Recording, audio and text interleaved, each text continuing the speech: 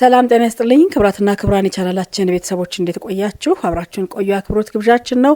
እንደተለመደ ሁሉ አዳዲስ መረጃዎችን ይዘን መተናል። አስቀድመን አበይት ነጥቦቹን እንንገራችሁ።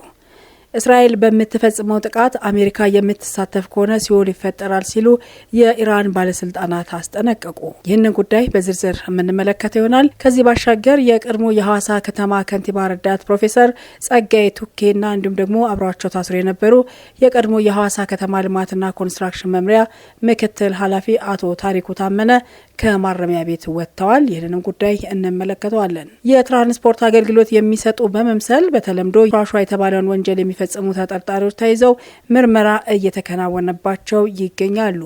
እነዚህ ለሰዓቱ ያዘጋጀናቸው መረጃዎቻችን ናቸው። ከዚህ ባሻገር በኤሌክትሪክ ኃይል ስርቆት ተሳትፎ የነበራቸው ኢንዱስትሪዎች 2 ሚሊዮን ብር ተቀማጭ እንዲያስይዙ ተገደዋል።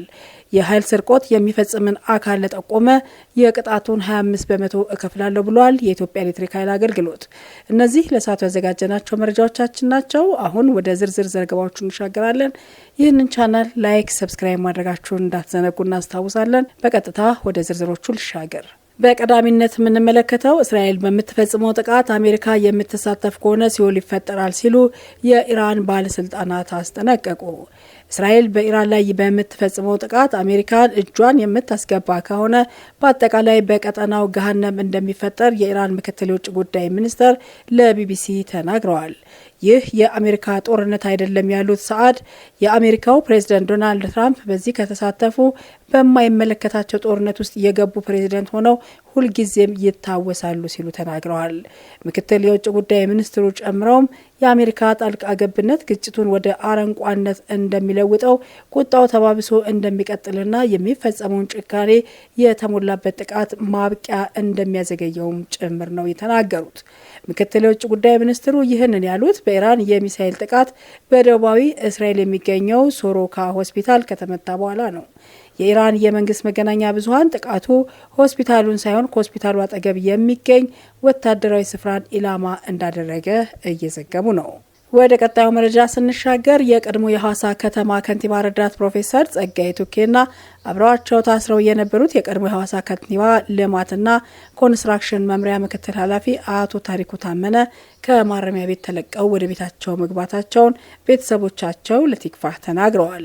ላለፉት 2 ዓመታት ለሚጠጋ ጊዜ በእስር ላይ የቆዩትና ከ2 ወራት በፊትም የሐዋሳ ከተማ ከፍተኛ ፍርድ ቤት በ2 የክስ 13 ዓመት የጽኑ እስራት ውሳኔ አስተላልፎባቸው የነበሩት የቀድሞ የሐዋሳ ከተማ ከንቲባ ረዳት ፕሮፌሰር ጸጋዬ ቱኬ ይግባኝ ጠይቀው ዛሬ በሲዳማ ክልል ጠቅላይ ፍርድ ቤት በነጻ መሰናበታቸውን ተከትሎ ከሐዋሳ ከተማ ማረሚያ ቤት ወጥተው ቤተሰቦቻቸውን ተቀላቅለዋል። ወደ ቀጣዩ መረጃ ስንሻገር በኤሌክትሪክ ኃይል ስርቆት ተሳትፎ የነበራቸው ኢንዱስትሪዎች 2 ሚሊዮን ብር ተቀማጭ ሊያስይዙ እንደሆነ እየተነገረ ነው። ይህንን ተከትሎ የኃይል ስርቆት የሚፈጽምን አካል ለጠቆመ ቅጣቱ 25 በመቶ ከፍላለሁ ሲል የኢትዮጵያ ኤሌክትሪክ ኃይል አገልግሎት አስታውቋል።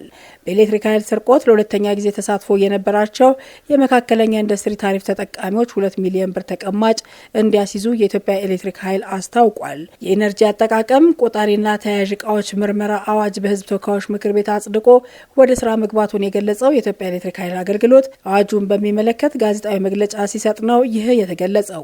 በመግለጫውም በኤሌክትሪክ ኃይል ስርቆት ለሁለተኛ ጊዜ ተሳትፎ የተገኙ የዝቅተኛና መካከለኛ መደብ ኢንዱስትሪ ደንበኞች 2 ሚሊዮን ብር ተቀማጭ እንዲያስይዙ መደንገጉን ነው የተናገሩት። ደንበኞች የኤሌክትሪክ ኃይል ቆጣሪ ውስጥ ሳይገባ ኃይል መውሰድ እንዲሁም እንዳይቆጥር በማድረግ የኤሌክትሪክ ኃይል የሚጠቀሙ ከሆነ ስርቆት መፈጸም መሆኑን የአገልግሎቱ ሽያጭና የደንበኞች አገልግሎት ዳይሬክተር አቶ ይሄይስ ስዩም ገልጸዋል። ባለፉት 11 ወራት ስርቆትን ጨምሮ 1934 ሌሎች ድርጊቶች መገኘታቸውን የገለጹት ዳይሬክተሩ 298 ደንበኞች የኃይል ስርቆት መፈጸማቸውንና 259 ሚሊዮን ብር የሚደርስ ጉዳት በአገልግሎት ላይ ማድረሳቸው ነው የገለጹት። ስርቆት ሲፈጸም የሚታጣው ገንዘብ ብቻ ሳይሆን ፈቃድ ያላገኘ ኃይል በስርቆት ኔትወርካችን ውስጥ ሲጫን የመሸከም አቅማቸው ስለሚያንስ ኬብሎችና የትራንስፎርመሮች መከላከያ ፊውዞችም ጭምር ይቃጠላሉ። ከዚህ አልፎ ትራንስፎርመሮች እስከ መቃጠልም ይደርሳሉ ብለዋል። እነዚህ እቃዎች መልሶ ለመተካት ወጪው ከፍተኛ መሆኑን በዚህም 156 ጊጋዋት ሀወር የኃይል መጠን ጉዳት መድረሱን ያስረዱት ከዚህ ቀደም እነዚህን ጥፋቶች ፈጽሞ የተገኘ ደንበኛ የሚቀጣበት አሰራር ቢኖርም ማሻሻያ ማድረግ በማስፈለጉ የተደረገ መሆኑን ገልጸዋል። የመኖሪያ ቤት የኃይል ተጠቃሚ ለመጀመሪያ ጊዜ የኤሌክትሪክ ኃይል በሰረቀ ጊዜ 20 ሺህ ብር ቅጣት ይቀጣበታል ብለዋል። ለመጀመሪያ ጊዜ ኃይል ስርቆት የፈጸመ የንግድ ቤት ታሪፍ ተጠቃሚ ከሆነ ደግሞ 500 ሺህ ብር፣ የዝቅተኛ ኢንዱስትሪ ታሪፍ ተጠቃሚ ደግሞ 750 ሺህ ብር፣ እንደዚሁም የመካከለኛ ኢንዱስትሪ ታሪፍ ተጠቃሚ 1 ሚሊዮን ብር ቅጣት ይጠብቀዋል ሲል ነው ለሪፖርተር የገለጹት። አክለውም ቅጣቱ ደንበኞች በስርቆት ያባከኑትን የኤሌክትሪክ ኃይል ፍጆታ ሂሳብ እንደማያካትትና ራሱን ችሎ በቅጣት እንደሚሸፈንና ያባከኑት ኃይል ግን ተሰልቶ እንዲከፈል ይደረጋልን ብለዋል። ከኃይል ስርቆት ድርጊታቸው ያልታረሙና ለሁለተኛ ጊዜ ኃይል ሲሰርቁ ከተገኙ መጀመሪያ የከፈሉትን ቅጣት እጥፍ እንደሚከፍሉ ነው ያሳሰቡት። ከዚህ በተጨማሪ እምነት አጉዳይ በመሆናቸው የዝቅተኛና የመካከለኛ ኢንዱስትሪ ታሪፍ ተጠቃሚዎች 2 ሚሊዮን ብር እንዲሁም የንግድ ታሪፍ ተጠቃሚዎች ደግሞ 1 ሚሊዮን ብር ተቀማጭ እንደሚያደርጉ ዳይሬክተሩ አስረድተዋል። ተቀማጩ ገንዘብ ያስያዙ ደንበኞች ለተከታታይ 2 ዓመታት የአገልግሎቱን ደንብና መመሪያ አክብረው በትክክለኛ መንገድ ከተጠቀሙ ተመላሽ ይደረግላቸዋልን ብለዋል። አክለውም ከተቋሙ ሰራተኞች ውጪ ማንኛውም ግለሰብ የኃይል ስርቆት በሚፈጽም አካል ላይ ጥቆማ ካደረገ የቅጣቱን 25 በመቶ አገልግሎት እንዲከፈለው ይደረጋልም ሲሉ ገልጸዋል።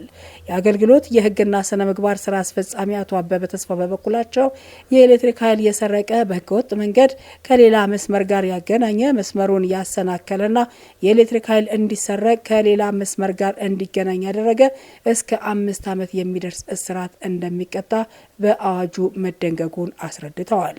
ባለፉት 10 ወራት በኤሌክትሪክ መሰረተ ልማት ስርቆትና ተያያዥ ጉዳዮች ላይ 239 የወንጀል ድርጊቶች ክስ የተመሰረተባቸው ሲሆን በዚህም 218 ሚሊዮን ብር የሚደርስ ጉዳት በተቋሙ ላይ መድረሱን ተናግረዋል።